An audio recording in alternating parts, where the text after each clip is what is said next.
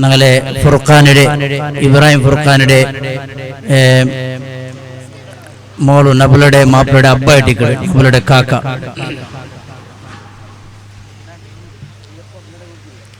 അസ്സലാമു അലൈക്കും വറഹ്മത്തുള്ളാഹി വബറകാതുഹു. ഒരുപാട് പ്രഭാഷണങ്ങൾ നിങ്ങൾ കേട്ടു. അതെല്ലാം നിങ്ങളുടെ നാട്ടിലെ ഭാഷയിലാണ്. പക്ഷേ നിങ്ങൾ പറയുന്നത് നമുക്ക് മനസ്സിലാകുന്നുണ്ട്. പക്ഷെ നിങ്ങളുടെ ഭാഷയിൽ സംസാരിക്കാൻ അറിയില്ല.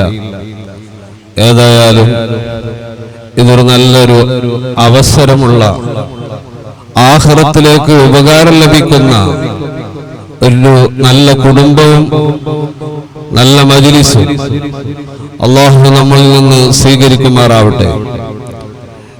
ഞങ്ങൾ താമസിക്കുന്നത് കാസർഗോഡ് ജില്ലയിലെ ബേക്കൽ എന്ന് പറയുന്ന സ്ഥലത്താണ്. ബേക്കലം എന്ന് പറയുമ്പോൾ എല്ലാവർക്കും പെട്ടെന്ന് ഓർമ്മ വരുന്നത് മഹാനായ താജുൽ ശരിയ താജുൽ ഫഖഹാ ബേക്കലം ഇബ്രാഹിം ഉസ്താദ്. അല്ലാഹു ആ മഹാനവരുടെ ദർജ ഉയർത്തി കൊടുക്കുമാറാവട്ടെ. അവരെയും നമ്മയും അല്ലാഹു സ്വർഗ്ഗലോകത്ത് ഒരുമിച്ച് കൂട്ടുമാറാവട്ടെ.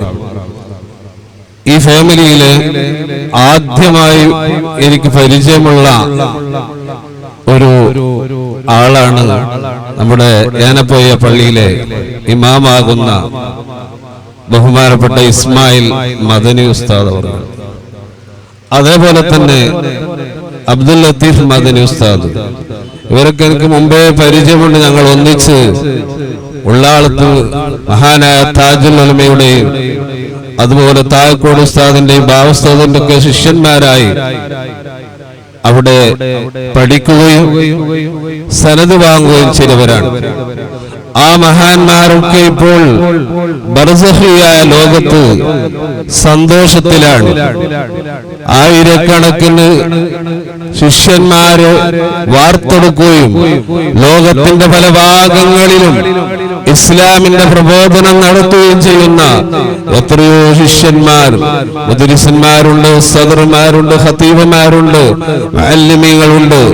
ഇതൊക്കെ ആ മഹാന്മാരുടെ ഭാഗ്യമാണ്. അതേപോലെ തന്നെ ഈ കുടുംബത്തിലെ ഉമ്മയുടെയും ഉപ്പയുടെയും ഭാഗ്യം എത്ര പറഞ്ഞാലും തീരുകയില്ല.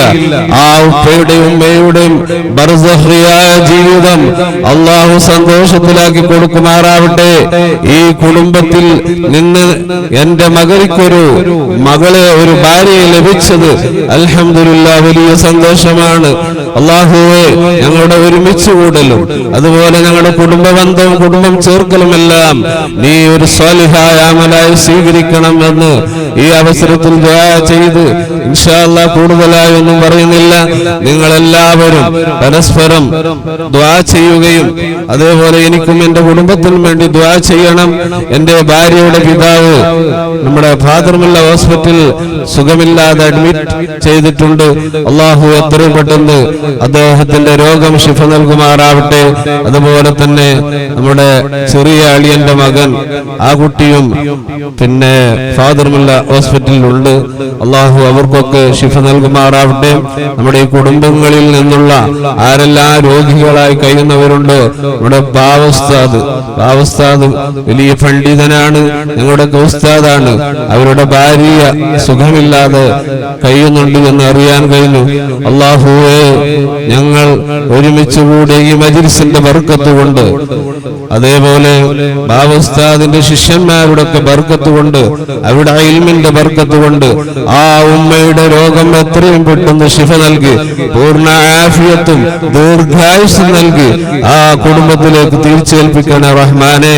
അതുപോലെ ഞങ്ങളിൽ രോഗികളായി കഴിയുന്ന ആരെല്ലാം എവിടെല്ലാം ഹോസ്പിറ്റലുകളിലുണ്ടോ അവർക്കൊക്കെ നീ ആഫിയത്തുള്ള ദീർഘായുസ് നൽകണേ റഹ്മാനെ. ഈ കുടുംബത്തിന്റെ നേതൃത്വങ്ങളായ എല്ലാ പണ്ഡിതന്മാർക്കും നീ ആഫിയത്തുള്ള ദീർഘായുസ് നൽകണേ റഹ്മാനെ. അതുപോലെ ഞങ്ങളെ കുടുംബങ്ങളിലുള്ള സ്ത്രീകൾ, സഹോദരിമാര്, ഭാര്യമാര്, ഉമ്മമാര് എല്ലാവർക്കും, അതുപോലെ ഞങ്ങളുടെ മക്കൾക്കൊക്കെ നീ ആഫിയത്തുള്ള ദീർഘായുസ് നൽകണേ എന്ന് ദുആ ചെയ്ത് ഈ അവസരത്തിൽ ഞാൻ നിർത്തുന്നു. അല്ലാഹു നമ്മുടെ സൽക്കർമ്മങ്ങളൊക്കെ സ്വീകരിക്കട്ടെ. വആഖിറു ദഅവാന അൽഹംദുലില്ലാഹി റബ്ബിൽ ആലമീൻ. അസ്സലാമു അലൈക്കും വറഹ്മത്തുള്ളാഹി വബറകാതുഹു. ദുആ വസിയത്തോടെ.